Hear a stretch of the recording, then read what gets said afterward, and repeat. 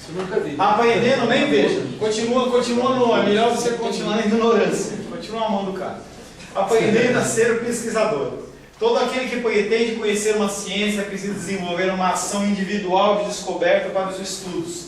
Essa descoberta leva à vontade de conhecer que é inerente ao ser humano. O ser humano ele tem desejo e sede por conhecer mais. Se você não tem sede de conhecer mais, você está prestes a entrar no campo da esperança. No campo da esperança, as pessoas não têm esperança mais, já era, entendeu? Então você tem que buscar sempre conhecimento. Ah, mas eu tenho 50, eu tenho 60, não importa, sempre Deus ele renova. Os componentes para que se desenvolva a aprendizagem são conhecer. A visão tem que ter, pode ter 50, 60, 70, 80, 90, 100, 120. Componentes, até Moisés, até 120 estava lá no gás. Você não acredita, né? Essa mulher aqui já tem mais de 60 anos. Você não pode? Meia. Os componentes para que se desenvolva a aprendizagem são conhecer, saber fazer e o querer. Não necessariamente nesta ordem. Você só sabe fazer se você conhecer. E você tem que querer fazer. Às vezes as pessoas fazem na marra e não é tão assim produtivo. Esses três componentes diferenciam o desenvolvimento do pesquisador e fazem com que a cada dia aprimore suas ações. Lembra do urubu, sempre melhorando. Muitas vezes o pesquisador encontra-se em dupla função, de pesquisador e pesquisado, porque às vezes ele acaba se colocando dentro do campo de pesquisa. O que a igreja precisa ouvir? O que a igreja quer ouvir? E parte disso é influenciado pelo que você sente ou pensa. Saber fazer. Quando partimos do pressuposto de que todo conhecimento de aprendizagem está naturalmente à disposição de uma aplicação prática, o conhecer desse processo deve ser convertido em saber fazer. Não adianta você ler a palavra de Deus e não colocar em prática. Tudo que você recebe de aprendizado, se você não põe em prática, é julgo para a sua vida. Seja ignorante da palavra de Deus, ao invés de você ser um religioso que você não coloca em prática.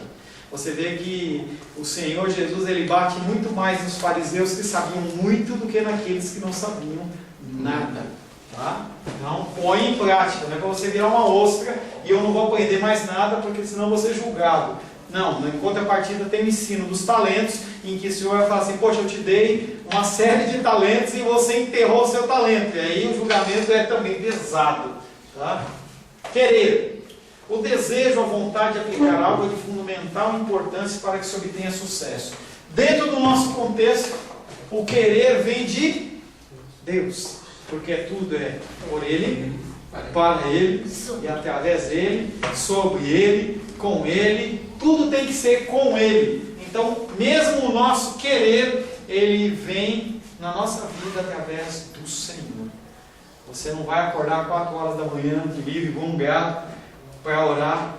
Aqui não faz frio, mas vamos dizer, numa madrugada fria, você vai levantar em São Paulo, pegar uns tempos lá de 9 graus, 10 graus, e que você sai da cama, você pisa não no azulejão desse aqui, na madeira mesmo, e aquele frio, aquele gelo, dá vontade de você correr para a coberta. A única coisa que te motiva não é fazer xixi, não é beber água. É o Senhor que Ele coloca no teu desejo o coração, de você interceder por uma vida, tá? Ou fazer qualquer tipo de trabalho. Importância do ato de ler. Só terá compreensão do que leu se conseguir decodificar a mensagem, interpretar e em seguida aplicá-la. Pregação expositiva. Você lê a mensagem, decodifica a mensagem, interpreta a mensagem e em seguida põe em prática. Leitura funcional, leitura, pregação expositiva. Você tem que ler, entender o que você lê e colocar em prática. Qualquer coisa que você quebre desse processo está prejudicado. Tipos de leitura. Tá? Tem uma série de tipos de leitura. Você pode ler a Caras, você pode ler o Correio Brasiliense, você pode ler a Palavra de Deus, você pode ler um livro, um comentário bíblico, são tipos de leitura diferentes. Leitura de estudo, crítica, de significado. Leitura no teu trabalho, uma leitura crítica, leitura de descanso. Às vezes você pega uma coisa para você ler, você tem uma leitura de descanso. Depois de uma jornada, por exemplo, de eu ficar falando 10 horas, eu tenho que ir para minha casa e eu tenho que ver a televisão, cara. Eu tenho que ver uma coisa bem ridícula, porque a minha mente ela tem que sair dessa, entendeu? Essa matéria em especial nem tanto. Mas quando você trata de matéria de teologia, você que é pastor ou você que é líder, você sabe muito bem que começa a pipocar na tua mente um monte de versículo e você começa a fazer aplicação, e você vai para casa, a sua cabeça não desliga, você não consegue desligar. Tipos de leitura: silenciosa, oral, técnica. Importância do ato ler ainda. O leitor, ao fazer uma leitura analítica e reflexiva, deve observar o contexto em que o texto está inserido. Palavra de Deus. Você lê o texto, tem que ver o que ele está dizendo. Tudo posso naquele que me fortalece. Aí você vai lá, não é PTG não, mas você vai lá numa BR Zona.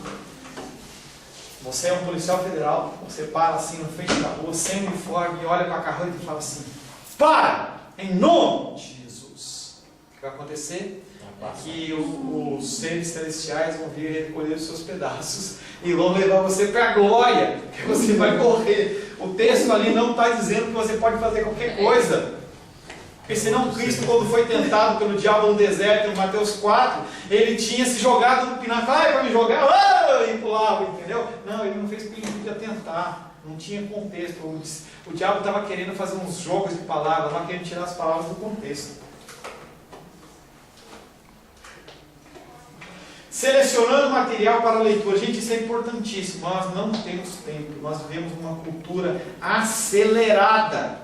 Nós não temos tempo. O tempo nosso tem corrido. Os bancos Itaú, os outros bancos colocam lá banco 24 horas, 30 horas, banco Itaú 30 horas de banco, sei lá, 30 horas, 24 horas no negócio e mais 6 horas na tua casa, e porque você não tem tempo, você tem que selecionar, é o foco. E aí uma coisa que o pastor José Reinaldo estava falando, qual que é o seu foco? Seu foco é aconselhamento bíblico. Compre material e leia sobre aconselhamento bíblico. Deus vai te dar direção. É hermenêutica? É hermenêutica. É exegese? Exegese. É história? É patrística? É história da igreja? Vai estudar, não começa a dar tiro para todo lado porque você não faz nada bem. Selecione o seu material de leitura. Pergunte para pessoas que já leram. Eu não compro nenhum comentário bíblico sem perguntar para o pastor Ayrton. Pastor Ayrton, eu quero um comentário sobre Romanos. Ele fala, o primeiro comentário de Romanos é o melhor, é o Stott. Aí depois tem um tal, e tem tal. E esse tem tal e tal problema. Você vai identificando, você não perde tempo. Tem pessoas que têm capacidade de fazer isso. O pastor Ayrton é um deles. Não perca tempo. Amém. Amém. Amém. Oh, glória! Receba. Amém, queridos? Senti até um arrepio.